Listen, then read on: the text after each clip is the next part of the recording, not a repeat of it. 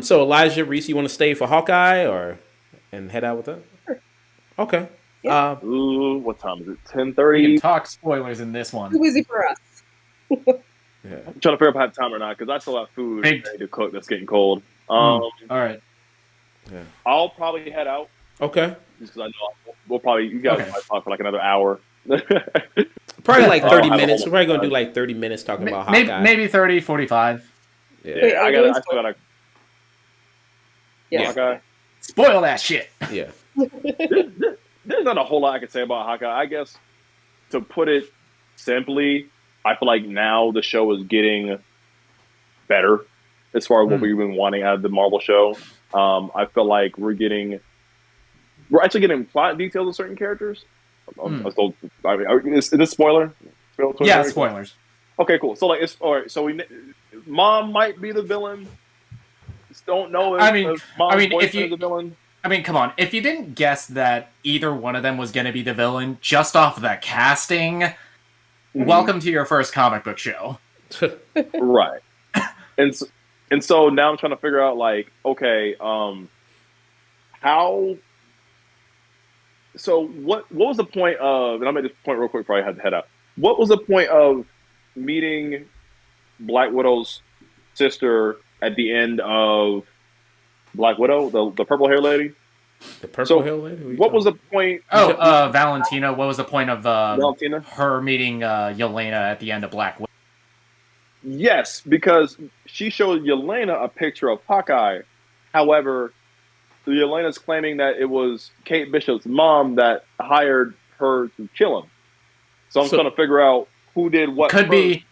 Well, it's in. Well, Vera Farmiga's character owns this like private security company. Maybe Valentina reached out to. Maybe she reached out to Valentina, who reached out to Yelena. Yeah. Okay. Yeah. I guess that could make sense. Outside of that, though, man, I feel like wish we could see more trick arrows. I mean, I feel like this is the most trick arrows we've ever seen of Hawkeye. For the most part, they're either explosive or they're USB or something simple. Yeah, that killed me. For the most part, I do think I just feel like these villains are silly. I feel like these tracksuit, like, hey, bro. Hey, man, they're silly, but bro. I think that's intentional. I think they're intentionally silly, and that's kind of the ethos of this entire show. This is like, okay, we've gotten our world ending, our multiverse like shifting events and stuff like WandaVision and Loki. We've got our serious socio-political commentary in Falcon and Winter Soldier. Let's just have some fun with this. Yeah. Right. It's just for me though, it's weird because it's when it comes to the budgets of these shows and these movies, the serious, I understand for tone and for humor and for whatever genre, like sub-genre they want to do for the show and what it needs to be. But I feel like if you're trying to mix in, if you're trying to Disney-fy what we've already seen as far as Netflix goes, because we still don't know how they're going to blend it. Like, we're getting a soft reboot. We know. How are they going to blend these two things together? Because I feel like, okay, like Kate Bishop and Hawkeye get captured, but their lives really aren't at stake. Like, there's no gravitas. I don't have a better word to describe it, but there's this. It's hard to feel worried or scared or about these heroes in the same way that it was in Daredevil with the Kingpin and stuff like that. Because you'll crush somebody's head open, but here we the Tracksuit Mafia, who aren't really too threatening outside of what's her name, Echo, who might actually be a threat, right? And the same thing with a Black Widow. It's kind of like she's over here like, yeah, if I want to kill you, I'll kill you. I'm like, okay, but it seemed like you got the drop on Hawkeye, but you chose to not kill him, which we'll probably find out later on why. So I feel like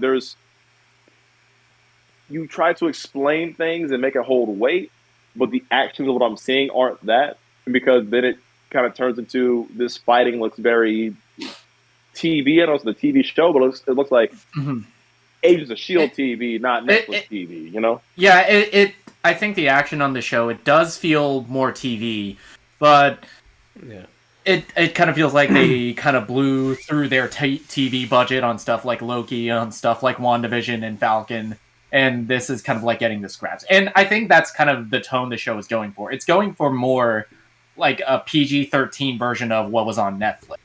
Yeah. Right.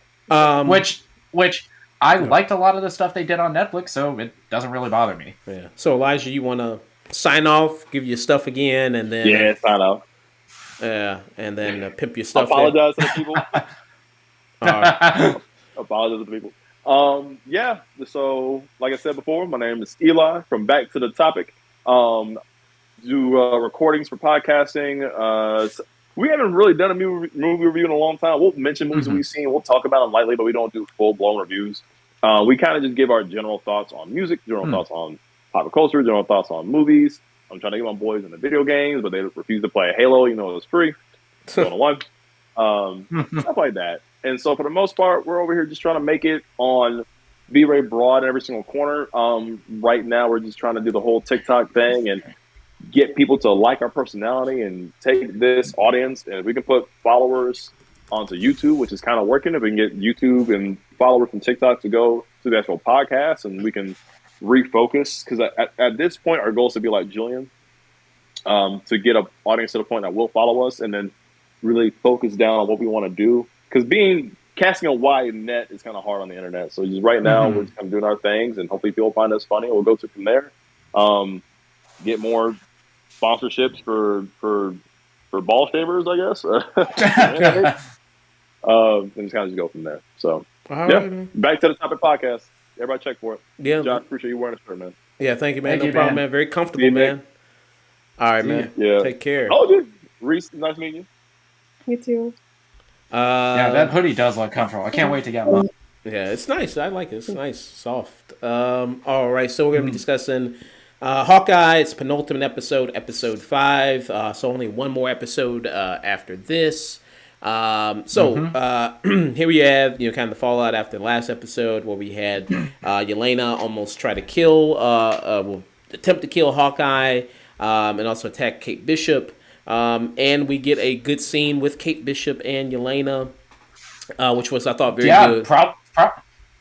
Definitely the highlight of the far.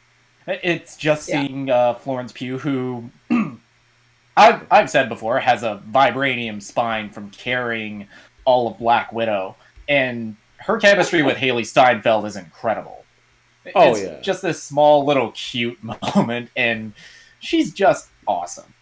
They're so cute together. And Team Sriracha on mac and cheese. Thank you very much. I appreciated that. I felt seen. I felt and that little line of I know what boxed mac and cheese tastes like. I know it's delicious. Oh man, hold on just a second. Yes. Hey, first off, I don't break anything. Second, stop being so defensive. Yes, I have no weapons on me. That's in a my lie. hand. I have no weapons currently in my hands. That was also a lie. This is crazy. But she's chewing up scenery, but never in a way that feels like overacting. The accent, to me, the Russian accent, it is kind of iffy at some points, but I feel like she carries it. Was it a little bit stronger this time around than it was in Black Widow? It's been a while since I've seen clips from Black Widow, but I felt like it was a lot thicker. I felt like she was laying the accent on a little thick. Yeah. Yeah. That was interesting. I wonder how long she's going to keep it, considering I wonder, what they're going to do how long they're going to keep it, because accents in the MCU don't last all that long, so I wonder. I mean, I was like, it pop up inconvenient. Wanda's accent? Yeah, Wanda's accent, that didn't last long. Yeah, but that was kind of intentional for the sitcom realities in WandaVision. Seems like it seems to pop up when she's upset. Yeah. If you have a partner or a parent that speaks a second language, they start busting that out when they get pissed off at you. That's true. I can't tell you how many times, arguing with my girlfriend, she started full-on Mandarin. With this episode, so we're doing spoilers for Hawkeye, doing spoilers for episode 5. So that's what we're going to be talking about, all the details there. Probably the biggest one. Yeah. Big Willie Style is back. Yeah. And Javon Good. Oh, go ahead, Reese. Vinny D'Onofrio. Oh, yeah, Vinny D'Onofrio is back. Vinny D'Onofrio is back. I'm just waiting for him to bust out that when I was a boy. Yeah, so, I mean, did you all feel like, I mean, that was kind of disappointing because you already knew he was kind of going to be in it. I mean, it had already been kind of hinted at heavily. I think I think it's kind of different than like the No Way Home situation, because that was pretty much like the worst kept secret on the internet. And with this, it wasn't like there were stills leaking online. It wasn't there were entire scenes on it posted on YouTube a week before the movie came out. It felt more natural here. It felt like this kind of slow build to this eventual reveal, and it kind of felt like what we were talking about when we talked Spectacular Spider-Man, where there was like this lingering doubt: is like, are they gonna have him back? I know he's hinting at it a lot. I know Daredevil's all of a sudden trending back on Netflix again, which great, because that show's fucking phenomenal. Yeah. But are they really gonna do it? And are they gonna have Vincent D'Onofrio back? Yeah. And to see it, I was in my kitchen like cooking dinner. I was like watching out the corner, and I was like holding a pot, and then that reveal happened. I was like, oh. So Reese, do you think it was kind of maybe a weak reveal? I mean, it just being on a cell phone camera. I mean, on a cell phone, it was like a picture. Do you think that was kind of like a weak reveal, or would it have been better if he actually physically showed up?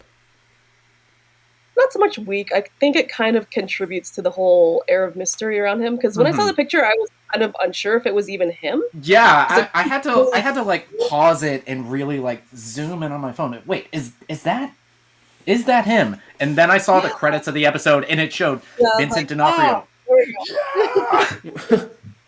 Yeah, so I think it was fine the way they went about it.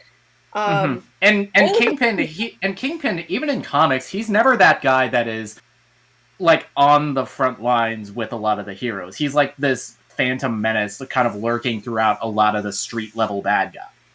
Street level heroes. He's like consistently in the background of stuff like Daredevil. In the Spider-Man, even in the 90s animated series, he was always like this looming presence in the background. Exactly. Yeah. So I think that they were right to reveal him the way that they did. It kind of questioned, is it him? Is it not? But and just in the way that Clint talks about him is like, yeah, that's the guy I was worried about this whole time. Kingpin. Yeah, and he's fought aliens, so something's up. He's Thanos. Yeah.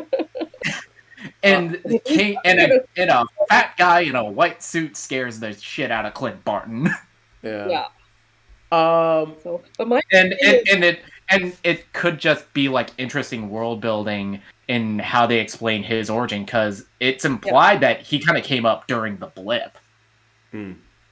So are they trying to imply that he was blipped, or that he was still there when the blip happened? I think they implied that Kingpin was there during the blip. Okay. Yeah. And that could kind of explain how he managed to rise to power, because in this like vacuum left by the snap, he's like, okay, I'm uniting all the other criminal gangs, and that's how we get Kingpin now. Yeah. I was just thinking of something.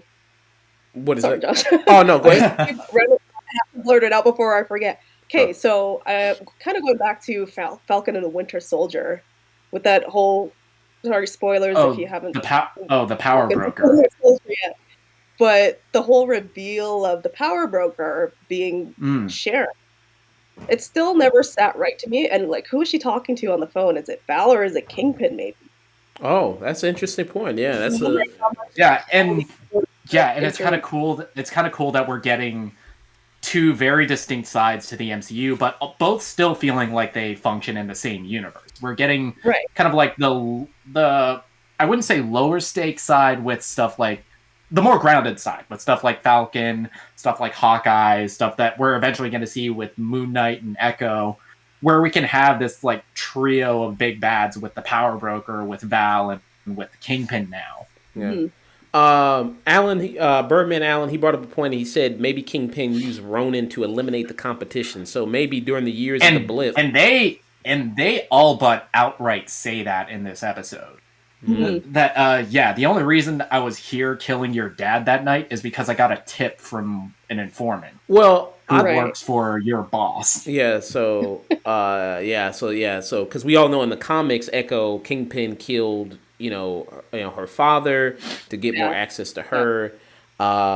So possibly they're going with that storyline. And do you all think so? Now Vera Farmiga is kind of more being revealed that she's the real villain of the series.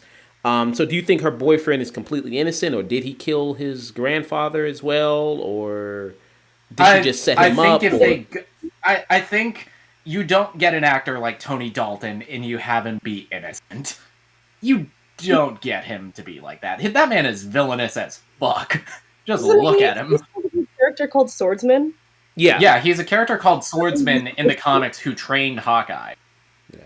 Oh, okay. So, And he's also Lalo fucking Salamanca on Better Call Saul. Yeah. Oh, I'm so bad on Better Call Saul. I watched season 5. Okay, but Tony Dalton eventually shows up in season, and he is incredible. Yeah. Okay. So do you all think she just set him up, and then or is where he's evil too, and then they're just two evil people together, and he just got caught, or what? I mean, he's so nonchalant about getting arrested that I think he could be in on it. Yeah. Okay. And this is a scenario that they've worked out well in advance. Because I feel if they use take away suspicion. It would be a waste. You said if they just used him as a patsy, he'd be a waste. You said. Yeah, and that's a thing in Shane Black Christmas crime films that this show is 100% taking its tone from. The initial guy they arrest, it's almost never that simple. There's always another layer to the conspiracy that is going on. Yeah. It could be a red herring. Like I said, we were all focused on him and his mustache, and then we completely forgot about Vera Farmiga and that evil ass Bob she got. So just that evil ass Vera Farmiga. Yeah, so we completely forgot about that. Potentially, we're seeing the new Hawkeye and Kate Bishop, the new Black Widow and Yelena. Do you like the potential of those characters becoming their respective superhero mantles? Black Widow, Hawkeye. Do you like that? I was kind of on the fence about it until I saw this episode, and I saw their chemistry and how they play off each other. Okay. I was like, goddamn, I want more of this. What about you, Reese? What are you thinking? I'm kind of annoyed that stuff's starting to pop off at the second last episode. It's I feel like there's a lot of waste. That's kind of how these shows have been going. It's I think with the exception of Loki, it's the penultimate episode is the shit starts really going off to set up for this huge finale, which I think is confirmed to be a full hour. Yeah, it's not this 45-minute bullshit that they've been going on with. They tend to go with 6 episodes, and I feel like it kind of works against them, especially in this case. I think there's a little bit of a pro and a con with that. Pro on paper, 6 episodes, it feels like a perfect length of a series because 6 episodes, just get through it quick, get everything that you need to tell, and get out. Kind of like the BBC model. But I feel like they so backload a lot of the stuff on the last 3 episodes that it can kind of feel uneven. Right. I had the same problem with Falcon and the Winter Soldier. I was like, okay, so we're at episode, I think it was 5 at the time, before they had to wrap up all of the stuff in one last episode for episode 6. And I'm just I feel like that would have done so much better if they had added at least one more episode so that it doesn't feel so crammed. So that you kind of get a time with this character once they've made their transformation into this new version of themselves.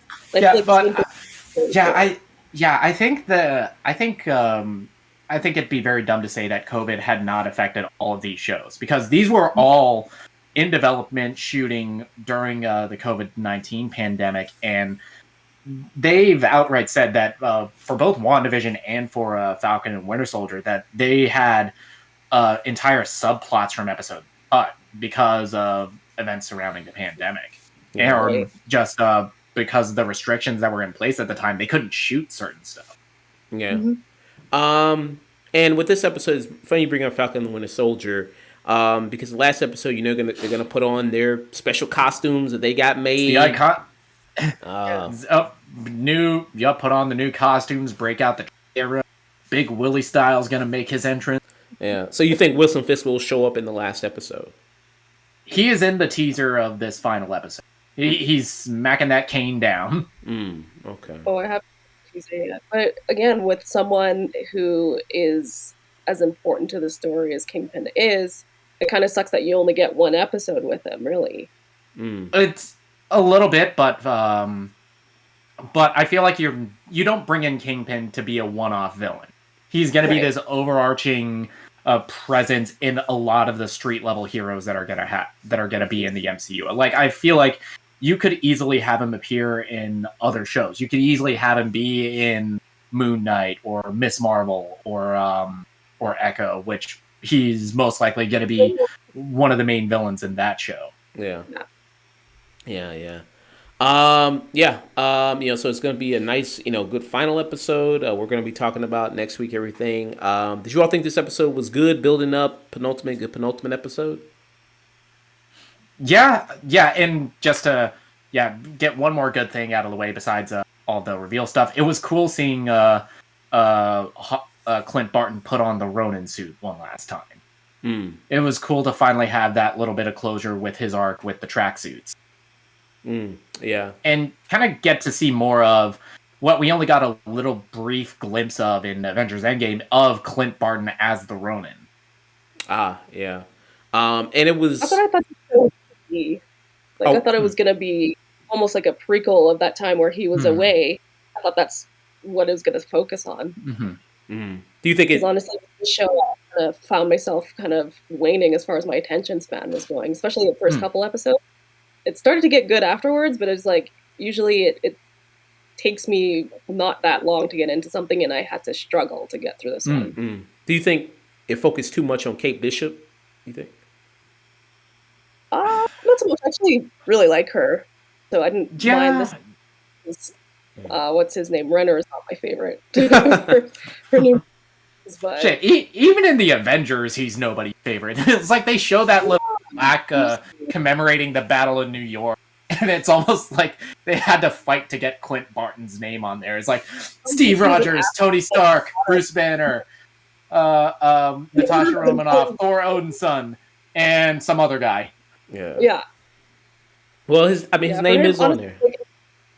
Yeah, it's his show, but I feel like he's the least interesting person in this show. That's a good I kind of feel that too, but I kind of feel that a little bit, but especially in episode 3 and 4, you get moments with Jeremy Renner proving that he is a goddamn incredible actor. In like that little phone call he has with his son when he loses his hearing aid. That's a moment that brought me to tears and kind of renewed my interest in the show, because I kind of was waning off of the first 2 episodes.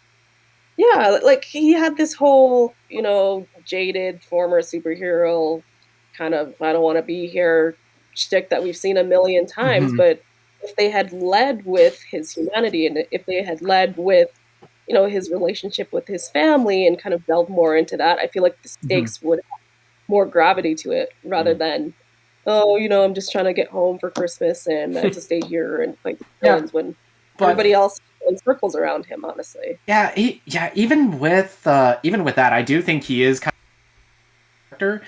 He gets moments with Kate Bishop that kind of pull me back in every time I start to lose interest.